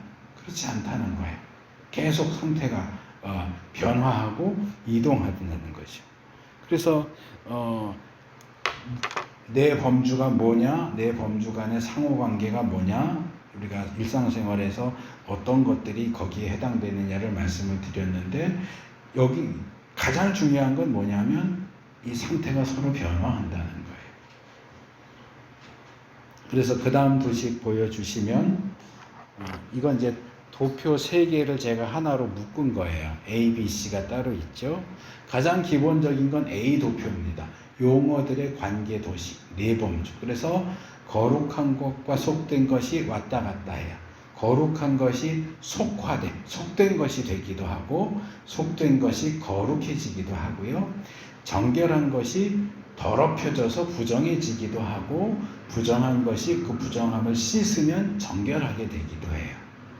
그러니까 네 범주로 하면 이렇게 되는 거고, 오른쪽 위에 B 두 개념을 결합시킨 관계 도식했는데, 이거는 이제 세 범주로 해서 거룩, 정함, 부정 이렇게 해서 거룩한 것이 정결 단계로 내려오고, 정결한 것이 부정한 단계로 계단식으로 생각을 하시면 돼요. 계속 내려오는 거예요. 아까 자전거 타고 오르막길을 올라가는 거 생각하셔도 되고요. 내려오는 거고, 반대로는 부정한 것이 정결해지고 정결한 것이 거룩해지는 식으로 이렇게 단계가 올라가기도 하고, 그래서 이 단계가 변화하고, 이제 C는 뭐냐 하면 이런 단계의 변화가 어떻게 이루어지느냐. 그래서 거룩, 이 단계가 올라가는 것, 부정함이 정결함으로, 정결함이 거룩함으로 올라가는 것은 그 꼭대기 제사 이렇게 되어 있죠. 주로 이제 제사나 의식을 통해서 상태가 좋아지고 올라가고, 밑에는 뭐라고 되어 있어요? 범죄, 연약함 이렇게 되어 있는데, 그러니까 거룩한 상태에 있는 사람이 죄를 지으면 단계가 내려가요. 정결한 상태에 있는 사람이 범죄하면 부정한 상태로 돼요. 그래서 요게 이제 기존의 책에 나와 있는 도식인데, 제가 이걸 수정해서 요것도 이제 최근에 아까 그 F 도식 하면서 요것도 최근에 제가 만든 거예요. 범주의 이동과 변화에 대한 수정 도식. 그래서 여기엔 제가 이제 저는 속된 것도 집어넣고요. 거룩한 것이 정결한 것으로, 정결한 플러스에 있는 정결한 것이 제로 상태에 속된 것이 되고, 속된 것이 마이너스 상태에 부정한 것이 되고, 이렇게 계단이 내려가는 것 또는 계단을 밟고 올라가는 단계. 그래서 거기에 관련되는 어떤 수단과 방법도 제가 조금 더 구체적으로 표시를 했습니다. 그래서 부정한 것이 정상적인 일반적인 것이 되려면 정결 예식을 해야 돼요. 아까 말한 것처럼 세탁, 목욕, 물로 씻는 것, 하루 동안 부정한 상태에 머물러 있는 것, 이런 정결 예식. 속된 것이 정결하게 되는데도 역시 또 정결 예식이 필요하고요. 특별히 이 정결하게 되는 데 있어서는 피를 뿌린다거나 피를 바른다거나 하는 그런 것들, 제사를 드려서 단계를 끌어올리는 게 있고, 그 다음에 정결한 것이 거룩하게 되는 경우는 이제 제사장 위임식 같은 것에서 볼 수 있는데, 어떤 의식을 행하거나 기름을 바르는 것. 그래서 제가 이제 제사장 위임식 관련해서 늘 그렇게 얘기했는데, 피를 뿌려서 정결하게 하고 기름을 발라서 거룩하게 한다. 피 뿌림은 정결로 가게 하는 거고, 죄를 씻어서 정결하게 하는 거고, 근데 정결의 상태가 거룩의 상태가 아니기 때문에 정결한 것이 거룩하게 되려면 기름을 발라야 돼. 거룩하게 구별하는 이제 관유, 개역에서는 관유라고 되어 있는데 개정은 뭐라고 했는지 모르겠어요. 성별하게 하는 기름을 바르는, 그러니까 성막 봉헌식 때도 성막 기구에다 기름을 발라요. 그게 성막 기구를 거룩하게 만드는 과정이고요. 제사장한테도 기름을 발라요. 그러니까 기름을 바르면 거룩해져요. 피를 바르면 정결해지고, 피를 발라서 깨끗하게 정결하게 하고 기름을 발라서 거룩하게 한다. 그러니까 이게 부정한 것이 단번에 거룩해지는 일은 없어요. 이런 계단을 하나하나씩 밟아 올라가듯이 부정한 것이 정상적인 속된 것이 되고, 속된 것이 정결하게 되고, 정결한 것이 최종 단계로 거룩하게 되고, 거룩한 것도 거룩 단계가 낮아져서 정결 단계로 내려오고, 정결한 것이 속된 것이 되고, 속된 것이 부정하게 되고, 그러니까 이것들이 서로 왔다 갔다 해요. 이게 단계가 낮아지는 것은 인간의 연약함, 범죄, 그리고 특별히 접촉. 부정한 것과 접촉하면 부정해져요. 그러니까 만지면 안 되는 거, 그러니까 뭐 접촉 그러면 손으로 만지는 것만 생각하지만 그렇진 않아요. 오늘 제가 저희 교회에서 레위기 15장 이제 유출병에 대해서 얘기했는데, 남자가 됐든 여자가 됐든 유출 상태에 있으면, 유출 상태에 있는 사람이 앉았다가 갔으면 그 자리에 다른 사람이 앉으면 부정해져요. 모르고 앉았어도 상관없어요. 접촉하면 뭐 유출병에 있는 사람이 정상적인 정결한 상태에 있는 사람을 만졌어요. 예를 들면 복음서에 나오는 12년 동안 혈루병 앓던 여인이 예수님 옷자락을 만지잖아요. 몰래 다가가서. 그러면 원래는 예수님이 부정해져야 돼요. 근데 아까 제가 거룩 설명할 때 절대적인 거룩, 상대적인 거룩 그랬죠. 예수님은 하나님이시기 때문에 절대적인 거룩이에요. 만약에 그 사람이 예수님이 아니고 제사장이라든가 레위인이라든가 그러면 이 여인이 옷자락을 만지면 그 레위인 제사장이 부정해져요. 근데 상대방이 예수님이기 때문에 오히려 만진 그 여자가 정결해지죠. 하나님은 모든 부정한 것을 다 파괴해버려요. 그것을 깨끗하게 만들거나 파괴하거나 그렇게 하는데 절대적인 거룩이기 때문에. 근데 상대적인 거룩은 부정한 것과 접촉하면 거룩한 것인데도 부정해져요. 그래서 이 중에서 제일 힘이 센 거는 하나님이에요. 근데 그거는 하나님은 사실은 별개의 존재잖아요. 우리가 이 세상에서 하나님과 접촉할 일은 별로 없잖아요. 하나님이 이 땅에서 역사하시긴 하지만 하나님과 직접 접촉할 일은 별로 없어요. 하나님 이외에 우리가 거룩하다고 하는 것은 상대적이고 의존적인 것이기 때문에 하나님을 제외하면 이 네 범주 중에서 가장 힘이 센 것은 부정한 거예요. 부정한 것은 속된 것도 만지면 부정하게 만들고, 정결한 것도 둘이 싸우면 부정한 게 이기고, 심지어는 부정한 것은 거룩한 것하고 싸워도 이겨요. 그래서 제가 지난번 특강할 때 그 말씀을 드렸어요. 힘이 똑같은 두 사람이, 한 사람은 테이블 위에 올라가고 한 사람은 테이블 밑에서 서로 붙잡고, 위에 있는 사람은 아래 사람을 위로 끌어올리려고 하고 밑에 사람은 위에 있는 사람을 끌어내리려고 서로 팔로 잡아당기기 시합을 하면 두 사람이 힘이 똑같다고 할 때 누가 이기겠느냐? 밑에 사람이 이겨요. 힘이 똑같아요.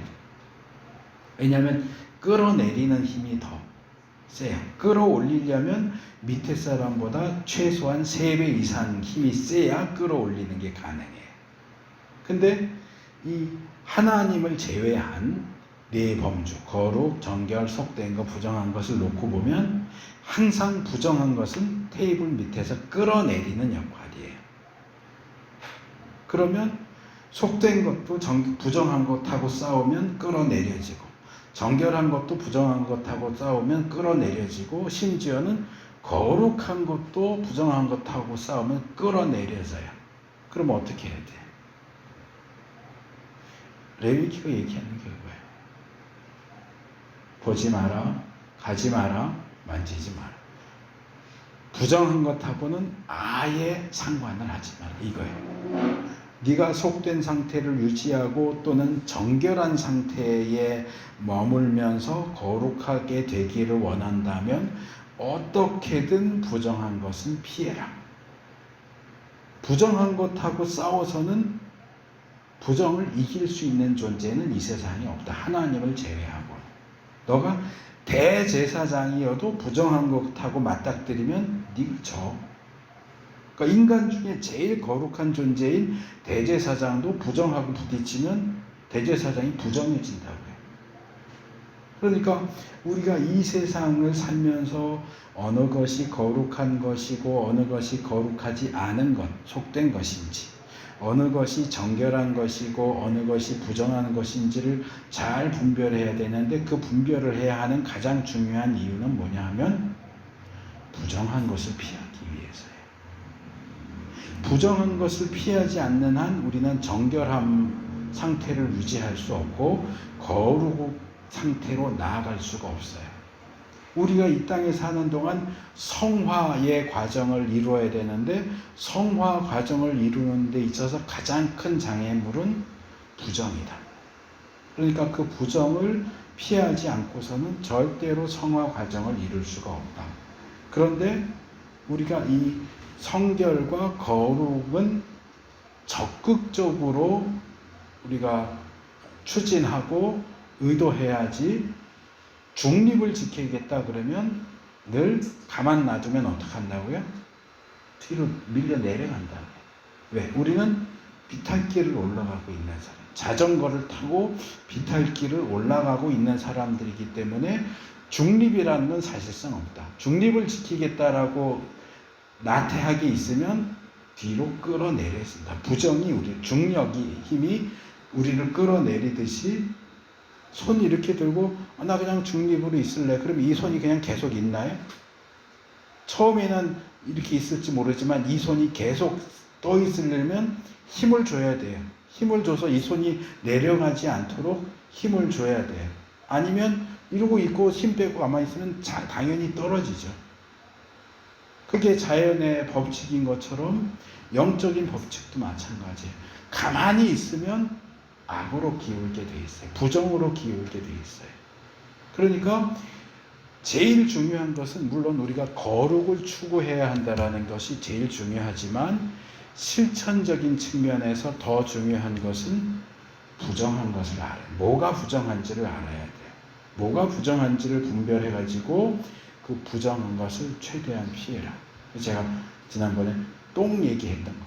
똥이 무서워서 피하냐? 더러워서 피하지. 아, 상관없어. 그러고 밟으면 똥 밟는다고요. 그러니까 부정하면 똥 같아요. 그거 밟으면 똥이 손해예요? 내가 손해예요? 아, 이게 내가 똥을 내가 무서워해야 돼? 그리고 확 밟고 지나가면 똥은 손해볼 거 없어요. 내가 똥 밟으면 내가 손해보는 거예요. 부정하면 여전히 부정해요. 근데 그 밟은 내가 신발 바닥에 똥 묻히고 다녀야 되잖아요. 냄새 나고. 그러니까 부정함은 어떻게든 피해야 되는 대상이다. 그러니까 실천적인 측면에서 우리는 거룩한 것도 분별하고 정결한 것도 분별하고 그래야 되지만 제일 중요한 건 부정한 걸 분별할 수 있어야 돼요. 우리 삶 속에서 절대로 만지면 안 되는 거, 보면 안 되는 거, 가면 안 되는 곳, 부정한 것을 분별해서 우리의 정결을 깨트리는, 거룩을 향하여 가는 우리의 여정을 망쳐버리는 부정을 피하는 것이 제일 주된 목적이다 하는 거고요. 이제 하나만 더 말씀드리고 끝낼게요. 그러면 이제 이런 내용들을 말씀을 드리면 대부분의 성도님들이 그런 반응을 보이세요. 그거는 제사장의 사역이라면서요. 그럼 구약의 제사장들이 분별 사역을 했으면 그럼 오늘날에는 그 제사장의 사역을 누가 해야 될까? 누가 해야 될까요? 목사님들이 해야 되나요? 그럼 목사님들이 하면 되지. 그럼 목사님들이 분별 사역하고 이제 11장에 가면 그걸 백성들에게 가르치라고 되어 있거든요. 10절에선 분별해라, 11절에는 가르쳐라. 그거 딱 목사님이 하면 되겠네. 목사님들이 거룩하고 속된 거, 부정한 거, 정한 거 분별해갖고 우리한테 가르쳐 주면 되잖아. 나랑은 상관없는 건 나는 이제 목사님 가르쳐 주는 대로만 하면 되지. 와서 뭐 특강도 해주고 그러니까 그건 목사님들이 하는 거고 신학자들이 하는 거지. 나는 그냥 뭐 알아서 살고 가르치면 뭐 가르치는 거 듣고 뭐 대충 뭐 흉내 내든지 뭐 가까이 거 그러면 되지. 대부분 그런 반응을 보이시는데 제가 두 가지로 말씀을 드리고 싶어요. 제가 이렇게 저는 대학교 3학년 때부터 교육전도사 해가지고 계속 사역을 하다 보니까 이제 성도님들 많이 접하잖아요. 그러면 참 희한하게요. 성도님들 되게 좋아하는 거 있어요. 제일 좋아하는 거는 복받아라고요. 복받아라 되게 좋아하고요. 그 다음에 제 생각에 두 번째로 좋아하는 게 뭐냐면 만인제사장설이에요. 만인제사장설 들어보셨어요? 만인이 모든 사람이 제사장이다. 목사님들이 이렇게 앞에 나와서 그래도 내가 신학을 공부했고 내가 목사고 그러고 얘기하면 아이 목사님 만인 제사장설인데 목사도 제사장이고 우리도 제사장인데 왜 자꾸 목사님만 옳다고 그래요? 왜 목사님 하자는 대로만 하자고 그래요? 나도 제사장인데. 우리 투표로 합시다. 목사님도 한 표, 나도 한 표. 왜 목사님은 한 100표 가진 것처럼 그렇게 말해요? 민주식으로 합시다. 목사님 한 표, 나도 한 표. 교회의 중요한 일을 결정할 때도 목사님도 한 표, 교회 나온 지 6개월, 3개월밖에 안 된 사람도 한 표. 만인 제사장이니까. 그래요?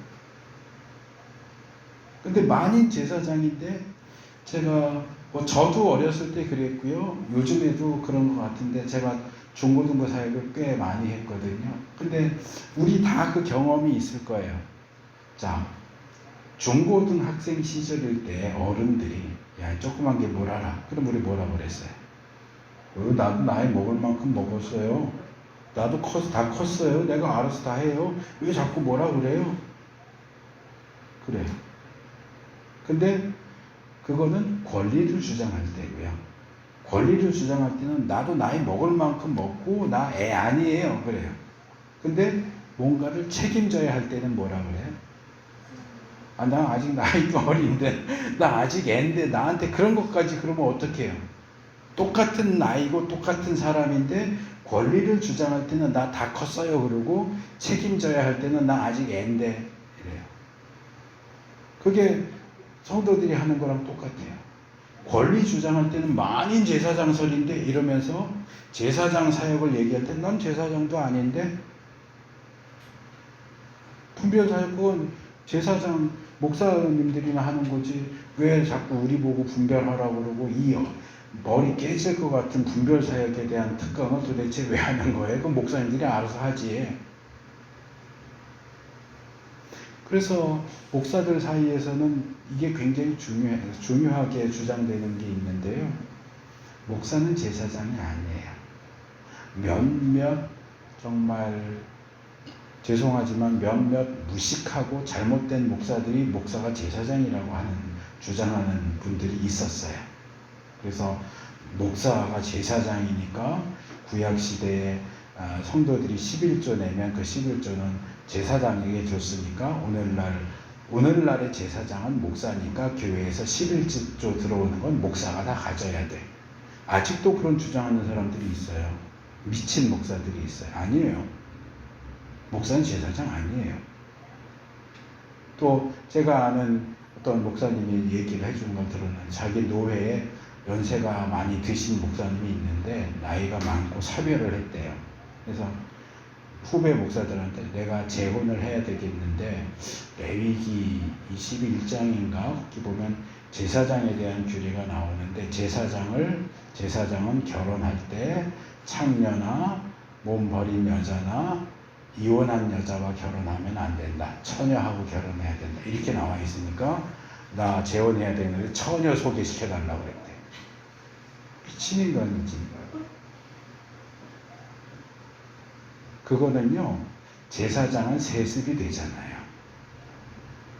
세습이 되기 때문에 제사장 가문은 혈통이 굉장히 중요해요. 근데 이혼한 여자, 음란한 여자하고 결혼했는데 이 여자가 제사장의 씨가 아니고 다른 사람의 씨를 가지고 있는데 결혼을 해서 아이를 낳았는데 제사장 자식이 아닐 수 있단 말이에요. 그러면 제사장 혈통이 뭉그러지는 거예요. 그렇기 때문에 제사장 혈통의 순수성을 지키기 위해서 처녀랑 결혼해라 이렇게 얘기하는 거지. 그게 오늘날 목사가 제사장이라서 재혼도 꼭 처녀랑 해야 된다. 아니요, 그런 거 아니에요. 목사는 제사장이 아니에요. 그래서 좀 정신이 제대로 있는 목사들 사이에서는 이게 거의 금기시되다시피 해서 절대로 목사가 제사장이라고 주장하면 안 돼. 이런 게 굉장히 강하거든요. 그래서 목사 제사장 아니에요. 구약의 제사장 사역을 오늘날 목사가 해야 된다? 아니요. 목사는 제사장 아니에요. 그래서 제가 강조하는 건 목사는 제사장적 사역을 한다. 제사장이 했던 그 사역을 목사가 하지만 목사는 제사장 아니다. 목사는 선지자 아니다. 목사는 제사장적 사역을 하고 선지자적 사역을 하는 거지. 목사가 오늘날 어느 목사도 나는 제사장이야, 나는 선지자야 그렇게 주장하면 잘못된 거예요. 일단 그 말하면 저건 사이비구나 그렇게 생각하시면 돼요. 근데 성도님들이 어떤 목사가 제사장이야 이러면은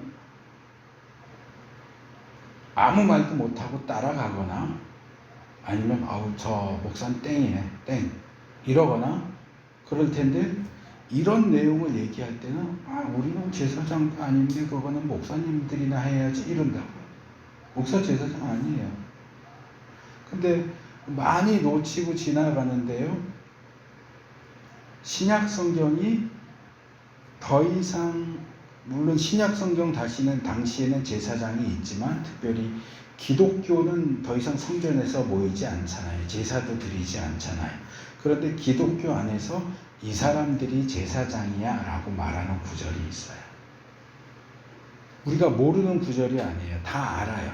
근데도 그냥 넘어가면서 구약의 제사장이면 오늘날의 목사가 제사장 아니야? 그런데 목사는 절대로 제사장이 아니고요. 목사 말고 다른 부류의 사람들을 가리켜서 성경이 제사장이야 라고 말하는 대상이 있어요. 누굴까요? 여러분들이요. 베드로가 너희는 왕같은 제사장. 요한계시록에도 제 기억엔 5번 정도가 너희가 제사장, 나라, 왕같은 제사장이다. 누가 제사장? 오늘날에 누가 제사장이라고요? 그리스도인들이 제사장이에요. 그렇게 보면 목사도 제사장이에요. 아까 말씀드린 그런 의미가 아니라 목사도 그리스도인이니까. 목사도 그리스도인이니까 모든 그리스도인들은 신약과 신약 이후 세대에 있어서 모든 그리스도인 제사장. 그게 아닌 제사장설이에요. 목사 당신이나 평신도인 나나, 뭐 평신도라는 표현은 올바른 표현은 아니지만 일반 성도인 나나 똑같은 제사장이야. 그거는 사실상 어느 편으로는 맞는 얘기예요. 근데 그게 성도가 목사랑 맞먹으려고 당신도 제사장 나도 제사장인데 왜 당신 맘대로만 해, 이런 쪽의 의미가 아니라 정말 모든 그리스도인이 제사장이에요. 그러면 구약의 제사장이 분별하고 가르쳐야 된다 그러면 그걸 오늘날 누가 해야 된다고요? 성도들이 해야 된다고요. 분별하는 사역을 목사에게 떠넘기면 안 돼요. 가르치는 사역 목사에게만 떠넘기면 안 돼요. 물론 오늘날 교회 안에서 목사가 뭐 교사의 역할도 하고 뭐 제사장적 사역도 하고 선지자적 사역도 하고, 그러니까 목사가 그 부분들을 주로 담당하기는 해야 되겠지만 그거는 나랑 관계없고 목사님들만 해야 되는 거야. 그런 생각을 하시면 그건 땡입니다. 그거는 목사는 제사장이니까 11조 내가 다 나한테 갖고 와, 나는 재혼해도 꼭 처녀랑 해야 돼, 이렇게 주장하는 그런 사람이 있으면 그 사람은 땡인 것처럼 이런 건 목사님이나 해야지 우리랑 무슨 상관이 있어 라고 말하는 것도 역시 땡입니다. 여러분들이 하셔야 되는 내용을 얘기하는 거예요. 그러니까 더 정확히 말하면 이런 거죠. 성도들 개인이 말씀을 통해서 이런 4개의 범주와 그런 분별을 위해서 필요한 것들을 배워서 실천하되 목사님의 도움을 받아서, 분별이 어려운 부분은 아무래도 성경을 전문적으로 연구했고 신학을 연구했으니까 그 도움을 주라고 있는 사람이 목사니까 목사의 도움을 받아서 분별하는 사역, 정말 성결을 유지하고 거룩으로 나아가는 삶을 사는 건 누가 해야 되느냐? 여러분 각자가 하셔야 되는 거예요. 그러니까 이제 이런 뭐 개념을 설명하고 이런 어려운 것들은 그건 목사들이 도와드릴 수 있어요. 그게 우리가 해야 하는 일이니까 도와드리지만 그 책임을 목사에게 떠넘기고, 우리가 뭐 괜히 뭐 생활비, 사례비 드려 그거 하라고 주는 거잖아. 그러니까 목사들이 당신들이 다 알아서 다 하고, 기도도 우리 대신 다 하고, 성경 연구도 대신 우리 대신 다 하고, 분별도 당신들이 다 하고, 우리는 그냥 뒤따라가면서 콩콩물이나 먹고. 아니요, 그거는 올바른 태도가 아니라고요. 여기에 앉아 계신 여러분들 한 사람 한 사람에게 드리는 말씀입니다. 우리의 구원의 길을 가는 데 있어서 칭의도 중요하고 영화도 중요하지만 지금 당장 여기서 우리는 성화의 구원을 이루어 가야 하고, 성화, 즉 거룩을 이루기 위해서는 정결한 상태가 예비적으로 되어져야 하는데, 정결을 유지해서 거룩으로 나아가기 위해서 제일 첫 번째로 중요한 건 뭐냐? 부정을 피해야 된다. 부정을 피하려면 부정한 게 뭔지, 우리가 피해야 하는 부정한 것들이 뭔지를 분별해야 된다. 그래서 이런 개념들이 굉장히 중요하고, 이 분별을 왜 해야 하는지만 하나 더 말씀을 드리고 강의를 마치겠습니다. 이 부분은 제가 목사님께 그 그림 파일 보내드리면서 짧은 글 하나 좀 공유해 주세요 하고 보내드렸는데 받으셨는지 모르겠어요.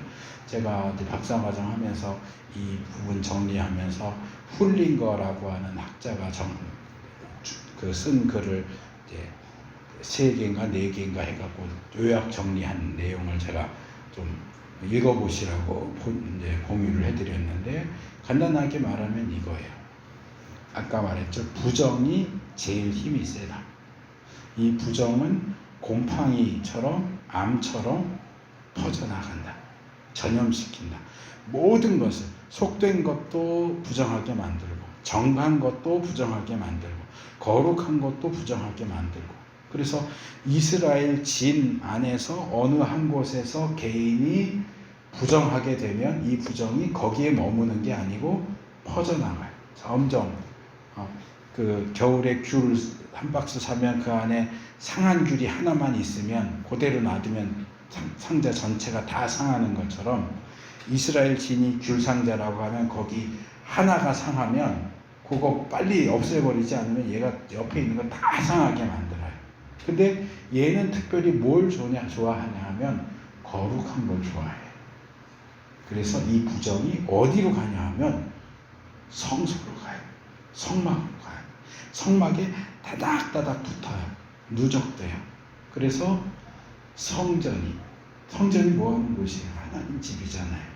하나님의 집에 이 부정함이 다닥다닥 붙어서 성전이 부정하게 되면 하나님이 거기 계실 수가 없어요. 그러면 하나님이 성전을 떠나가세요. 그런데 에스겔 8장 이하에 나오는 게 그 내용이에요. 유다가 멸망할 때 1차 포로로 잡혀간 에스겔 선지자가 비전, 환상 중에 그 내용을 봐요. 1차 포로로 나라가 망하게 생겼는데도 계속 죄를 짓는 거예요. 계속 죄를 지으니까 그 부정이 성전에 다닥다닥 달라붙어요. 하나님이 이걸 빨리 씻어내야 되는데 아무도 씻어내는 일을 안 해요. 그러니까 하나님이 참다 성전에서 떠나버리세요. 구룹을 타신 하나님이 지성소에서부터 구룹 타고 성소로, 성전 뜰로, 예루살렘 동정문으로, 거기가 입구니까 그 성전을 떠나버리세요. 하나님이 성전을 떠나버리면 성전을 중심으로 형성된 이스라엘 나라는 망하는 거예요. 거룩하고 속된 것, 부정하고 정한 것을 분별하는 일이 왜 중요하냐? 그게 제대로 안 되면 우린 다 망하고 죽어요. 근데 그거를 단순히 그건 목사님 역할이지 하고 나는 안 해도 돼. 그러면 그건 다 같이 죽자는 얘기예요. 우리가 망하지 않으려면 성화 과정을 잘 거쳐서 영화 구원으로 들어가려면 분별하셔야 돼요. 물론 분별만 해갖고 되는 건 아니죠. 실천해야죠. 정결을 실천하고 거룩을 실천해야 돼요. 그걸 안 하면 망해요. 그래서 에스겔서에 보면 이 레위기 10장 10절 말씀이 그대로 똑같이 나오는 게 3군데 나오는데, 그 중에서 2군데 20몇 장하고 40몇 장에 나오는데, 유다 나라가 왜 망하느냐? 유다 나라가 망한 이유 중에 선지자들은 뭘 안 했고, 왕은 뭘 안 했고, 방백들은 뭘 안 했고, 그 중에 제사장이 뭘 안 했고가 나오는데, 거기 나오는 게 그거예요. 제사장들이 분별하지 않았다. 거룩한 것과 속된 것, 부정한 것과 정결한 것을 분별하지 않았기 때문에 너희가 망했다. 그리고 40몇 장 가면 이제 유다 나라가 회복될 걸 얘기하면서, 유다 나라가 회복되면 선지자들은 뭘 하고 왕들은 뭘 하고 그럴 때 제사장 얘기가 나오면서, 유다 나라가 회복되면 제사장들은 거룩한 것과 속된 것, 부정한 것과 정한 것을 분별해야 된다. 이렇게 나와요. 그러니까 제사장의 가장 중요한 사역은 분별 사역이에요. 우리가 성화 구원을 이루어가는 데 있어서 가장 중요하게 생각해야 되는 게 분별이에요. 특별히 부정한 것. 이거는 정말로 조심해야 돼요. 건들지도 말아야 돼요. 보지도 말고 듣지도 말고 다가가지도 말고 이까짓 거 뭐 하고 건들면 망하게 돼 있어요. 그래서 우리의 성화 구원을 하나님이 원하시는 대로 정결과 거룩을 통해서 주님 오시는 날까지 잘 그 단계를 거쳐서 마지막 날에 주님 오셨을 때, 야, 잘했다, 잘하였도다, 착하고 충성된 종아, 너가 구원을 이루기 위해서, 거룩을 이루기 위해서 참 수고했다, 잘했다. 이 잘하였도다, 이게 이 헬라어로는요 스펠링 2개짜리 짧은 단어예요. 유예요. 유. 잘했다. 우리가 마지막 날 그 말씀 한마디를 들어야 돼요. 그거 들을 수 있기 위해서 목회도 하고 신앙생활도 하는 거예요. 교회 다닌다고 주일날 예배 드린다고 어디 놀러 가지도 못하고 마음대로 하지도 못하고 믿는 사람들은 뭐 해야 되고 뭐도 하면 안 되고 그래서 나름대로 고생하면서 지났는데 마지막 날에 와가지고 잘하였도다 이게 아니고 나는 너를 도무지 알지 못한다. 얼마나 억울해요. 어차피 그렇게 됐고 그러면 세상 살 동안에도 좀 하고 싶은 대로 하고 살지. 세상 살면서도 하고 싶은 대로 못하고 주님 오셨는데도 인정도 못 받고 결국 지옥 갈 거면 왜 그러고 살아요? 그래서 마지막 날에 주님께 인정받을 수 있는 그런 성도님들 되시기를 축복하면서 오늘 특강을 마치도록 하겠습니다.